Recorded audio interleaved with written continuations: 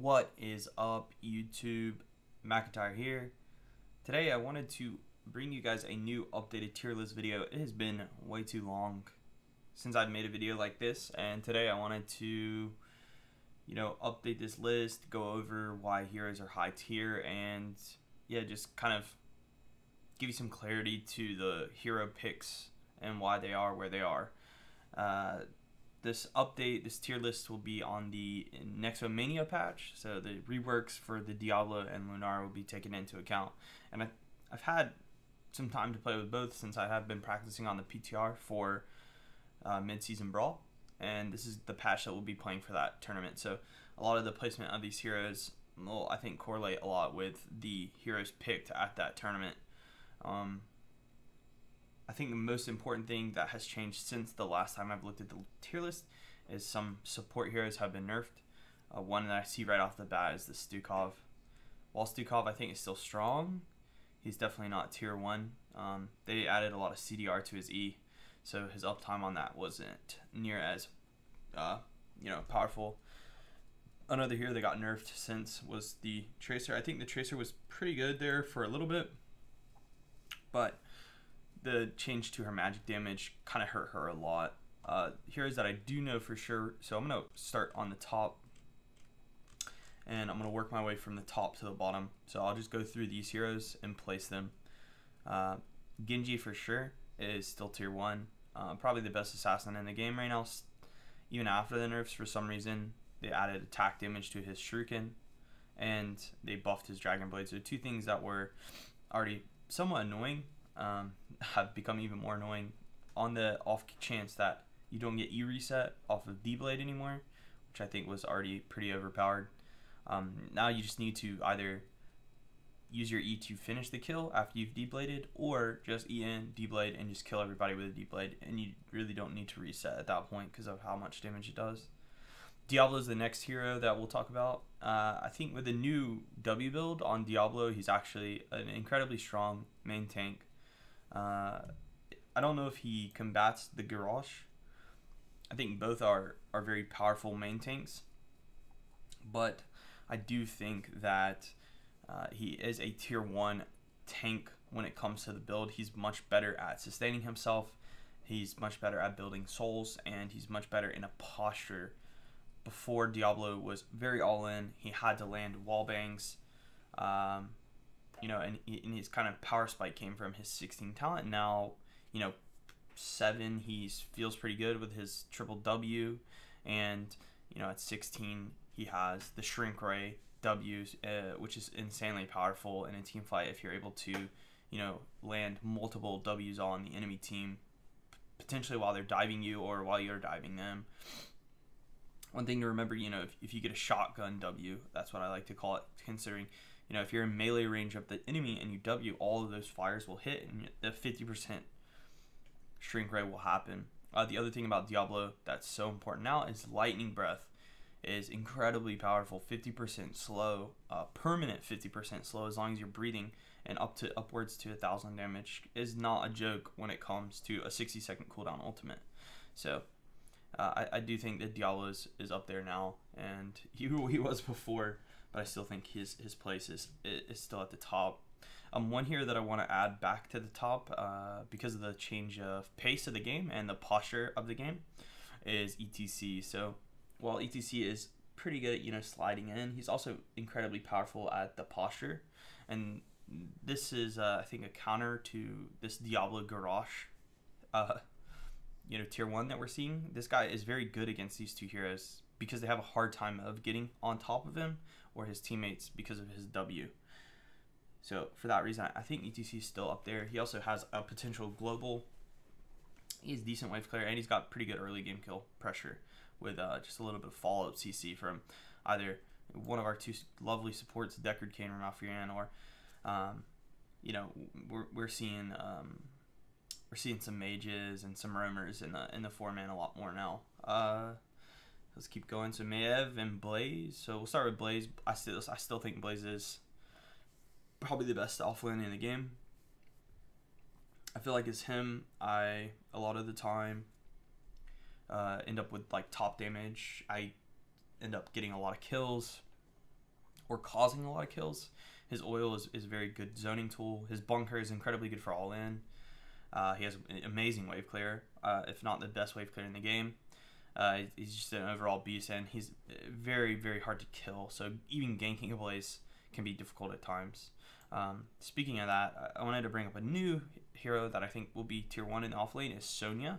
And with her, I think that the spin build with spin talents at 4 and 7 is really powerful. The 2-second addition to the 4 CDR on her spin, almost it feels like at times 100% uptime on your spin. And with Sonya, her issue a lot was, you know, if you spin and you get stunned, then by the time you're dead, you know, you can't spin again. And now it feels like, you know, the other team will stop that initial spin and they'll try to kill you. And if they don't kill you right then that second spin will go off, and you know, you just end up killing the entire enemy team.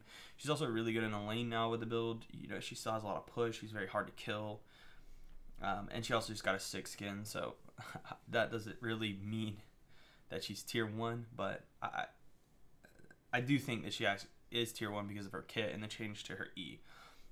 So I actually like Blaze and Sonya a lot in the offlane right now. I think they are probably the 2 strongest, especially when we're looking at Hero League, right? And this tier list is built around Hero League. And I would say Dahaka is up there as well, but I think Dahaka is tier 2 in Hero League. It's very hard to get that global value that you're trying to get with him. With the Sonya and the Blaze, you're a very dominant team fighter hero, and you also can proxy and bully your solo lane around against a lot of these weaker solo laners. Maev still tier 1, amazing engage, good damage. I mean, they're getting there on her, but I don't know. I feel like her core kit, the pull in and the cage is maybe what still makes her really strong. And if you get resets, you can just dominate an enemy team. Our 2 ranged heroes, Phoenix and Hanzo. We can move Genji here too. I think these are all probably the best ranged in the game at the moment. Phoenix is very good against like the Genji. He's very good against the Hanzo. They did nerf him a little bit, but with, you know, Salvo in a lot of his kit, you know, his kill pressure off of his Q even, I do think he's very, very powerful. We'll move Varian down. He's not getting as much value as I had assumed he would.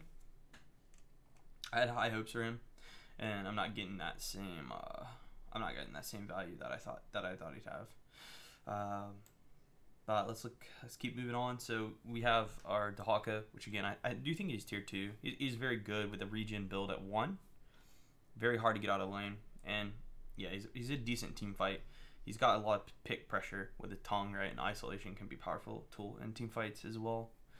Our 2 tanks, Arthas and Joanna. I do believe both of these heroes are tier 2, especially in Hero League. Joanna, just amazing wave clear. Doesn't really need a lot of attention from the support. And decent team fight too, right? With the pull in, the slow, and blessed. Arthas, the same sort of thing. Doesn't need a lot of attention from the support. You know, you have Army, you have Hardened at 7 or Fortitude. He's very resilient. He's very hard to kill, and a lot of the time, you know, the picks nowadays are looking to set up and kill one person, and Arthas does a decently good job at not being that person to die. So I do think he's in the tier 2 area. So we're looking at, actually I'm gonna bring Varian down. I think Varian's probably tier 3. He's very niche. Maybe in the lower tiers of Hero League he might be very powerful, but I don't think that he is. He's not Muradin. I also think Muradin's another hero that's starting to come up because he's very good at he's very good in the posture, and he's very difficult to kill. So we're looking at some offlaners. We got Mathiel, who's just a beast at killing his lane opponent. His team fight's okay now, but I do think that he's still tier 2 when it comes to Hero League, just because of his ability to dominate the solo lane.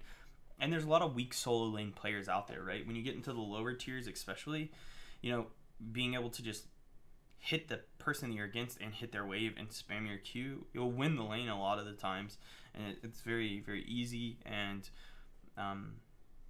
yeah, you can get such a lead off of that, being able to just dominate and maybe wave clear and rotate off and try to get picks I mean, then we have like another really strong solo laner in Thrall, and the fact that his damage is so powerful. He also is able to solo kill his lane. He's got a very good team fight. He's got very good self-sustain. Both of these heroes are like, all these are self-sustaining, like self-sustained monsters. So they need a lot of support attention. I think that's why they have such a high position. So let's look at some range. I do not think Chromie is tier 2 anymore. Junkrat, honestly, I would much rather have, I think, Gray or Jaina. Junkrat's still there. There's not really very good. I would say if I move one person up, it would be this guy. So I think with the changes to KT, I actually do believe that he is very powerful, especially in Hero League. The Chain Bomb talents can just be insane, and the Ignite 16 can be crazy value if you're able to land your Qs. With that said, you know, he still lacks the ability to get dove. So he has issues, but I do think I see him on the up and coming as far as range damage goes. If they give him another buff, he'll be back. He'll be back, but I like him at tier 2. The stun is really nice for setting up kills in Hero League, and for that reason, I do want to bring him up. He's tentative, right? I don't know if he's tier 2 yet, but we're going to try him out and put him there for now. Everything else looks pretty good. Rhaegar, Uther, the cleanse supports. They're not the best at sustaining. Honestly, I would even maybe move Stu down from this, as bad as that sounds. I think that those changes to his E were very, very bad. Like, they hurt his kit a lot. You know, I'd maybe keep him tier 2 just because of his CC, but at this point, I almost feel like I'd rather have an Oriole or something along that line than a Stu, as bad as that sounds. I think Medivh is still tier 2. Yeah, he's very good at dueling. He's very good at saving people. This looks like a pretty fair tier 2. I mean, I can maybe move some stuff up as we go down. So we have Varian, Leoric, Nubarak, Stitches. These are your flexible tanks, right? I'd like to look at these as these are our flexible tank slots. So these are like the guys that we pick if it looks good, right? These are not our ETCs, our Diablos, our Groshes. They're just always good. These are the guys that we take when they look good. Like Leoric, if they have Stitches and Arthas, then he looks good, right? In the offlane, the Nubarak, he looks good if they have a Genji we need to web, or an Uther, and we can web the Uther and kill something. You know, Stitches, if we have KT and we can one shot, and they have low heals. Tyrael, if we need to protect. You know, Varian, Tracer, Taunt. These are that kind of, you know, they're strong. They just need to be picked in the correct slot, right? And we, as we go down in these series, I think all of them kind of fill into that position, right? We have Cassia, great against the auto attackers. Tychus, good against high health. Abba, good global hero, honestly. Very strong pick. I mean, could be a tier 2 pick. Probably is a tier 2 pick. Yeah, I actually have him at tier 2. I think he's very, very good, especially with a lot of these higher tier heroes. He's just a beast on their head. We still have, you know, Sylvanas. I think she moves down now. She got nerfed. She might be like, she might be the bottom tier. I think Zeratil's still very strong. Lucio, Lily, these are all your like kind of flexible support heroes that you don't play every game, but in the games that you pick them, they are very powerful. It is, you know, Li Ming and Gul'dan are very good on certain maps. Yeah, BOE is a very good Li Ming map, right? Like Tomb of the Spider Queen is a very good Gul'dan map, but they're not good on all the maps. Same with like these supports. Alex Straza, good on Infernal Shrines, bad on D-Shire, right? Morales, good on Braxis, bad on D-Shire, right? Karazim's a very good Cursed Hollow hero. So these are all like your flexibles. These are the stuff you're countering the enemy team with. So these are tier 4. Tier 4 is our one trick category, and I think some of these heroes again are very good. This is one where I think we're gonna be a little more explorative too. I'm gonna say we bring Lunara up. I think with the level 4 talent, she's actually pretty good. She's pretty good at wave clearing. Yeah, she's pretty good at wave clearing. She's pretty good at knocking down towers and sieging, and obviously she's very good at poking.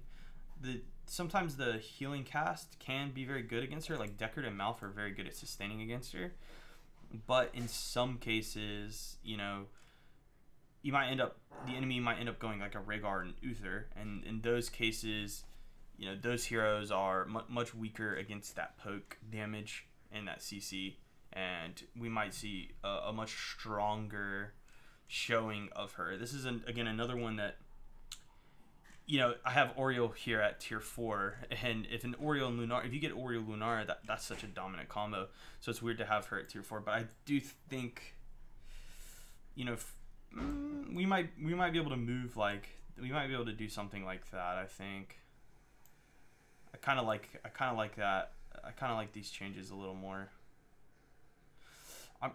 I personally don't like Stukov at all really anymore, so this might come as a shock to a lot of people, but I don't think that he is what he used to be. But yeah, so looking at tier 4 some more, you know, Illidan's really good if you're a good Illidan player, if you have some protection for him. Kerrigan, very good on Infernal and stuff like that. Diva is another hero that I might even say is probably just tier 5. She's just not good.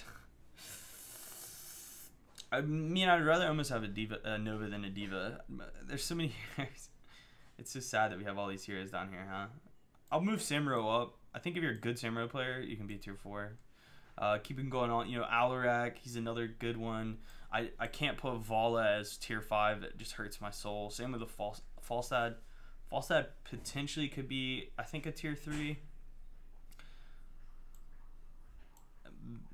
He's one that if you play him really well and get global value and stuff, he can be a really, really powerful hero, but like you just don't see that enough, right? Tassadar, he's got pretty good wave clear. He protects tracers well. Sylvanas is not that good anymore because they knocked her passive. KTZ is feast or famine, you know. He either is going to one-shot people or die. He's a little great wave clear.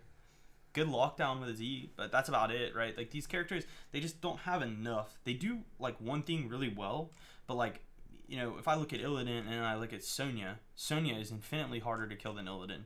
Illidan's very hard to kill, and he sieges really well, but Sonya sieges equally as well, right? You know, that's kind of, like, Kerrigan, her combo is really cool and all, right? And the CC is really powerful, but you know, in comparison to, I don't know, let's say Blaze, like Blaze's CC is equally as powerful and the damage is probably the exact same there, right? With the extra benefit of the Blaze bunker, the wave clear, and whatnot, right? So, yeah, I think that all these tier 5 heroes are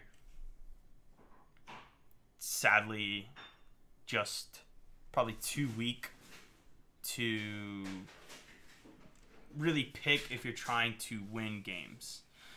Everything above, I feel like if you're in a tier 1, tier 2, you're picking to win. Tier 3, you're picking to counter. Tier 4, you're picking for yourself, or you're picking a swag. Like, you know, these are very good one-trick heroes. Like this Alarak, Kerrigan, Valyria. These are heroes that I love playing. Like, I even play these heroes, right? And it's because, like, they look really cool. They do cool things. I mean, you know, we can maybe even... This one, I might be able to move up, actually. I forgot about her. I've been just smashing Hero League with Valyria, so I had just forgotten about her completely. She's actually really insane in Hero League because people are very bad at finding her and dis-stealthing her. And if you don't dis-stealth her, or if she gets on a rotation ahead of the enemy... Like, if you can get ahead of the enemy and get a full stealth, like the standstill stealth, and they walk into you with, like, the Q build, you can just one-shot people. And her level 1 through 7 is so powerful. Like, her 4 power spike when she gets the Sinister CDR is... Sinister cost, so insane. So, this is actually one that I think I do like here, as I remember. But, yeah, everything else at tier 4 is, like, very, very... You don't see it all the time. It is good. None of these picks are like necessarily bad. They're just good at doing one thing. And for me, I like picking heroes that are good at doing everything, right? And so that's the higher tiers. But yeah, I mean, I think this tier list looks pretty good. This is probably where I'd put it at, and I think this is where you're going to see a lot of the hero priority coming up for the tournament as well as in Hero League right now. I think this is the priority on a lot of the heroes that you guys will be seeing. So hopefully this tier list has helped you. Hopefully the commentary has helped you. I know that a lot of people don't care about commentary, but I do think that it is important to apply some sort of thought and logic to your picks when you're drafting, instead of just picking out of nowhere and for whatever reason, because in my opinion, I do think that that is a bad practice. You know, looking at a tier list and being like, oh, Diablo, okay, yeah, I can take Diablo here, and then the other team has things like Tychus, Leoric, you know, a bunch of high kill percent health heroes, then I think you're doing it wrong, right? So just be mindful of that, and I hope this video can kind of give you some sort of logic behind why you should be picking heroes and sort of thinking about that. I'll hit publish this tier list now, but with that said, I also would like you guys to know that, you know, if you do follow me on heroesearth.com as I go over to talk about some blogs that I've posted, I have an entire draft, sort of how to draft a basic composition blog post where it talks about each role and it breaks down what sort of heroes are and how to think about a draft from, you know, what the other team's taking and what you're taking. So, you know, we talk about priority supports, we talk about priority tanks, we talk about the roles of the tanks, and whatnot. So if you guys haven't already checked this out, I would suggest you do it. It is very helpful to me, you know, checking out my content, but it's also hopefully very helpful for you, again, to stay educated. And, you know, let's make a push for heroes players to be more mindful and thoughtful about what we're picking and what we're playing, right? I want that to be a motto not only for me, but for all of us and all of you that watch my videos. I do think that we should try to strengthen the player base's knowledge, and I think a website like, you know, Heroes Hearth, or even commentary and videos like this, are a good way for us to hopefully do that. So that's going to be it for today's video. If you guys enjoyed, please make sure to throw a like and subscribe to my YouTube channel. You can always check me out on Twitch and Twitter. Those will be in the description below, as well as at heroesearth.com, which is the site you currently see. My name is McIntyre here. I'll put that in the description as well, a link to that. But that's going to be it for today, guys. I hope you enjoyed this video. I hope you learned something, and I hope I will see you the next time. All right, cheers.